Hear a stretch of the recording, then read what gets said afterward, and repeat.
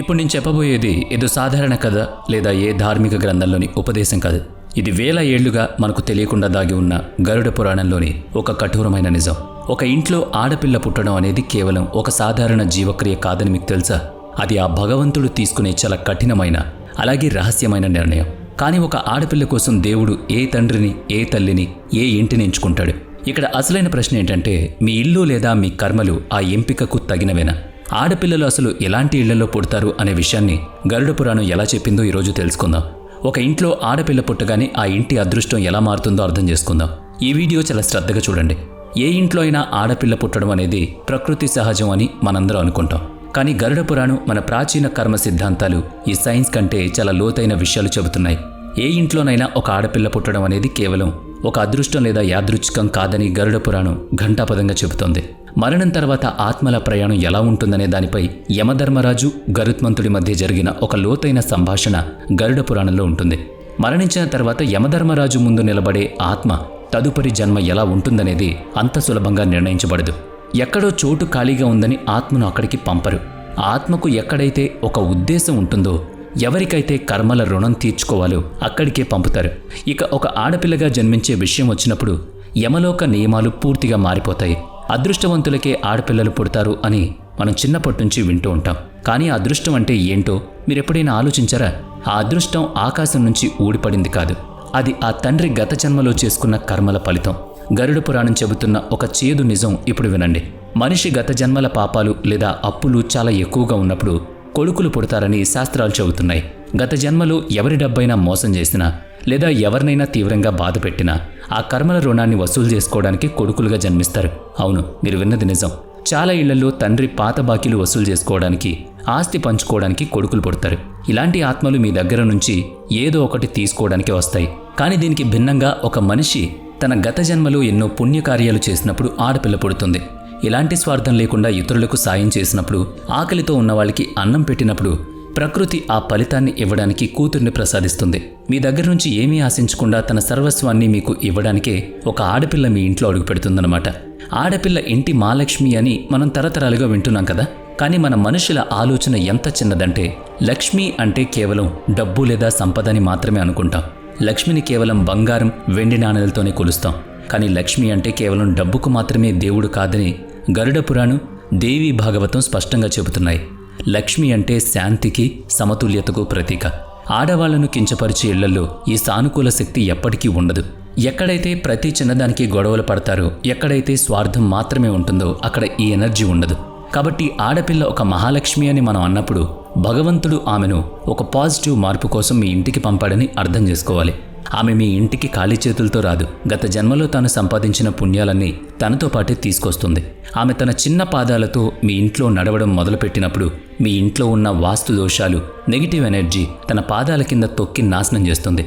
ఆడపిల్ల పుట్టకముందు అప్పుల్లో మునిగిపోయి ఎప్పుడూ కష్టాల్లో ఉన్న ఎన్నో కుటుంబాలను మీరు చూసే ఉంటారు. కానీ ఇంట్లో ఆడపిల్ల అడుగు పెట్టగానే ఆ తండ్రి వ్యాపారం అకస్మాత్తుగా ఊపందుకుంటుంది. ఆగిపోయిన ఎదుగుదల మళ్లీ మొదలవుతుంది. అప్పటి వరకు లేని సుఖశాంతులు పుట్టుకొస్తాయి. కానీ ఇక్కడే ఒక లోతైన భయపెట్టే ప్రశ్న తలెత్తుతుంది. ఆడపిల్లలు నిజంగా అంత పవిత్రమైన వారైతే పుణ్యాల రూపంలో పుడితే నేటి సమాజంలో కొన్ని ఇళ్లల్లో వాళ్ళు పుట్టినప్పుడు ఎందుకు బాధపడుతున్నారు? హాస్పిటల్లో డాక్టర్స్ ఆడపిల్లలు పుట్టిందని చెప్పగానే తండ్రి ముఖం ఎందుకు మారిపోతోంది? అమ్మమ్మ, నాన్నమ్మలు ఎందుకు పెదాలు విరుస్తున్నారు? పుట్టకముందే గర్భంలోనే వాళ్ళని ఎందుకు చంపేస్తున్నారు? ఈ ప్రశ్న చాలా ముఖ్యం. దీనికి సమాధానం గరుడ పురాణంలో ఉంది.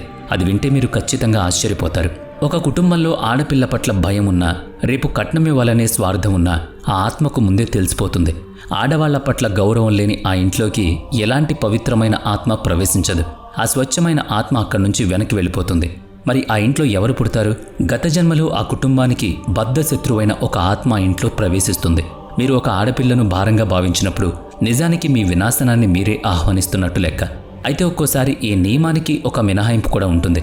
ఈ నిజం మీ కళ్లల్లో కన్నీళ్లు తెప్పిస్తుంది. కొన్నిసార్లు పాత ఆలోచనలున్న కఠినమైన స్వార్థపూరితమైన కుటుంబాల్లో కూడా ఒక అత్యంత స్వచ్ఛమైన ఆడపిల్ల జన్మిస్తుంది.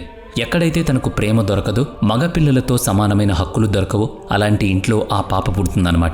ఒక చీకటి గదిలో దీపాన్ని పెడితే ఇక్కడ ఎంత చీకటిగా ఉందో అని ఆ దీపం ఫిర్యాదు చేయదు. ఆ దీపం నిశ్శబ్దంగా వెలుగుతూ ఆ గది మొత్తాన్ని ప్రకాశింపజేస్తుంది. అలాగే సున్నితమైన ఆడపిల్లలు తమ నవ్వుతో, తమ నిస్వార్థమైన ప్రేమతో ఆ కఠినమైన తండ్రి మనస్సును మార్చేస్తారట.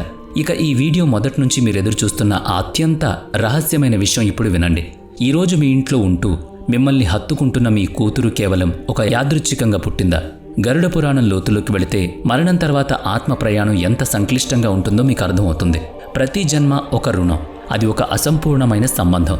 ఈరోజు మీ కళ్ళ ముందు ఆడుకుంటున్న మీ కూతురు గత జన్మలో మీ తల్లి అయ్యే అవకాశం కూడా 100% ఉంది. ఒక్కసారి ఆలోచించండి.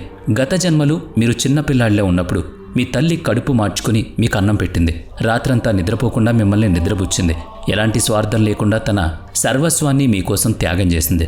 కానీ ఆమె ముసల్దైనప్పుడు బహుశా మీరు ఆమెను సరిగ్గా చూసుకోలేకపోయి ఉండొచ్చు. ఆమె రుణాన్ని మీరు తీర్చుకోలేకపోయి ఉండొచ్చు.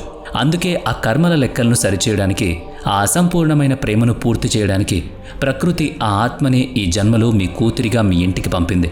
గత జన్మలో మీరు చేయలేకపోయిన ప్రతి కోరికను, తీర్చలేకపోయిన ప్రతి కోరికను తండ్రిగా తీర్చుకునే అవకాశం ఇప్పుడు మీకిచ్చిందనమాట. ఆత్మలు ఎప్పుడూ మారవు, కేవలం శరీరాలు, బంధాలు మాత్రమే మారతాయి. అందుకే ఆడపిల్ల కేవలం మీ ప్రస్తుత సంతానం మాత్రమే కాదు, ఆమె మీ గత జన్మ తాలూకు లెక్క, మీ భవిష్యత్తుకు మార్గదర్శి అని చెబుతున్నారు. ఎవరైతే తమ కూతురి కన్నీళ్లకు కారణమవుతారో, ఎవరైతే ఆమె స్వేచ్ఛను హరిస్తారో, వారి పుణ్యాలు ఆ క్షణమే నాశనం కావడం మొదలవుతుందని గరుడ పురాణంలో లిఖించబడింది. అలాంటి ఇంటి నుంచి లక్ష్మి, శాంతి శాశ్వతంగా వెళ్ళిపోతాయి. ఆ తర్వాత ఆ ఇంట్లో కేవలం గొడవలు, రోగాలు, దరిద్రం మాత్రమే మిగులుతాయి. అలాగే ఒక పసికందు రూపంలో భూమిపైకి వచ్చే ప్రతి ఆత్మ తనతో పాటు ఖచ్చితంగా 3 విషయాల్ని తీసుకొస్తుందని గరుడ పురాణం వివరిస్తుంది. మొదటిది తన గత జన్మ సంస్కారాలు, రెండోది తన అసంపూర్ణ కర్మల లెక్క, మూడోది ఒక నిర్దిష్టమైన ఉద్దేశం. ఈ 3 విషయాలు ఆ చిన్నారి స్వభావంలో, ఆమె అలవాట్లలో, ఆమె ఆసక్తుల్లో మీకు చాలా స్పష్టంగా కనిపిస్తాయి. కానీ కొన్నిసార్లు కొన్ని ఇళ్లల్లో చాలా బాధాకరమైన సంఘటనలు కూడా జరుగుతాయి. ఒక పాప పుడుతుంది, ఇల్లంతా సంతోషంతో నింపేస్తుంది, అందరినీ తన వైపు తిప్పుకుంటుంది. కానీ చాలా చిన్న వయసులోనే ఏదైనా అనారోగ్యంతోనో లేదా ప్రమాదంలోనో లోకాన్ని విడిచి వెళ్ళిపోతుంది. అప్పుడు తల్లిదండ్రులు పూర్తిగా కుంగిపోతారు. మళ్లీ లాగేసుకోవాలనుకున్నప్పుడు అసలు ఎందుకు ఇచ్చావని దేవుణ్ణి తిడతారు. కానీ భరించలేని ఈ బాధ వెనుక ఉన్న ఒక లోతైన ఆధ్యాత్మిక కారణాన్ని గరుడ పురాణం వివరిస్తోంది. శాస్త్రాల ప్రకారం ఆ ఆత్మలకు ఈ భూమి మీద ఆ కుటుంబంతో ఉన్న కర్మల బంధం కేవలం ఆ కొన్ని ఏళ్ళు లేదా కొన్ని నెలలు మాత్రమే ఉంటుంది. ఏదో పాత చిన్న రుణాన్ని తీర్చుకోవడానికో లేదా మీకు ఒక లోతైన ఆధ్యాత్మిక పాఠం నేర్పించడానికో ఆ ఆత్మలు వస్తాయి. తమ సందేశాన్ని ఇచ్చి మీ పుణ్యాలను బ్యాలెన్స్ చేసి ఆ తర్వాత పరమపదానికి తమ అసలైన ప్రయాణాన్ని సాగిస్తాయి. అవి మీకు బాధను కలిగించడానికి రావు. ఈ ప్రపంచపు మోహాల నుంచి మీ ఆత్మను విడిపించడానికి ఒక కఠినమైన మార్గంగా మారతాయి. ఇవన్నీ వినడానికి చాలా కష్టంగా ఉంటుందని నాకు తెలుసు. దీన్ని అంగీకరించడం అంత సులభం కూడా కాదు. ఇక ఒక ఇంట్లో ఆడపిల్ల పుట్టినప్పుడు చాలా సంతోషిస్తారు. కానీ ఆమె పెరిగి పెద్దయ్యాక సొంత తమ్ముడు లేదా అన్నయ్యతో సమానమైన హక్కులు ఇవ్వరు. రేపు వేరే ఇంటికి వెళ్లాల్సిన దానివి నీకు చదువెందుకు అంటారు. ఆమె మాటలను అస్సలు పట్టించుకోరు. ఇలా చేస్తే భగవంతుడు ఇచ్చిన ఒక గొప్ప ఆధ్యాత్మిక అవకాశాన్ని ఆ తండ్రి శాశ్వతంగా కోల్పోతాడని గరుడ పురాణం చెబుతోంది. తన పుణ్యాలను తన చేతులతో తానే తగలబెట్టుకున్నట్లవుతుందట. పుట్టే ఆత్మకు ఆ కుటుంబానికి మధ్య ఒక పవిత్రమైన ఒప్పందం ఉంటుందని గరుడ పురాణం అంటోంది. ఆత్మ తన సంస్కారాలను, పుణ్యాలను తీసుకొస్తుంది. ఆ పాప లెక్కలకు ఆకాశాన్ని పరిచే బాధ్యతను కుటుంబం తీసుకుంటుంది. సో ఈరోజు ఆత్మ రహస్య ప్రయాణంలో మనం ఒక సుదీర్ఘమైన లోతైన ప్రయాణం చేశాం. ఆడపిల్ల పుట్టడం అనేది కేవలం ఒక సాధారణ విషయం కాదని చెప్పే గరుడ పురాణ అధ్యాయాలను ఈరోజు మనం తెరిచి చూసాం. సో మీ ఇంట్లో ఒక ఆడపిల్ల ఉంటే ఈరోజు రాత్రి ఆమె నిద్రపోతున్నప్పుడు చూడండి, మీ గుండెల మీద చెయ్యి వేసుకుని దేవుడికి కృతజ్ఞతలు చెప్పండి. ఎందుకంటే ఈ విశ్వం మొత్తంలో భగవంతుడు మిమ్మల్ని ఎంచుకున్నాడు. ఒకవేళ మీ ఇంట్లో ఆడపిల్ల లేకపోతే సమాజంలో కనిపించే ప్రతి ఆడపిల్లకు, ప్రతి స్త్రీకి దక్కాల్సిన గౌరవాన్ని ఇవ్వండి. ఎందుకంటే మీరిచ్చే ఆ గౌరవమే, మీ అపవిత్రమైన చూపే వచ్చే జన్మలో మీ అదృష్టాన్ని నిర్ణయిస్తుంది. ఆడపిల్ల దేవుడు ఇచ్చిన అత్యంత అందమైన బహుమతి. ఆ బహుమతిని కాపాడుకోవడం నీ, నా, మనందరి బాధ్యత. వీడియో నచ్చితే లైక్ చేయండి, షేర్ చేయండి. ఇప్పటి వరకు మన ఛానల్ని సబ్స్క్రైబ్ చేయనట్లయితే ఇప్పుడే సబ్స్క్రైబ్ చేసుకుని పక్కనే ఉన్న బెల్ ఐకాన్పై క్లిక్ చేయండి. నెక్స్ట్ వీడియోలో మళ్ళీ కలుద్దాం. Thanks for watching.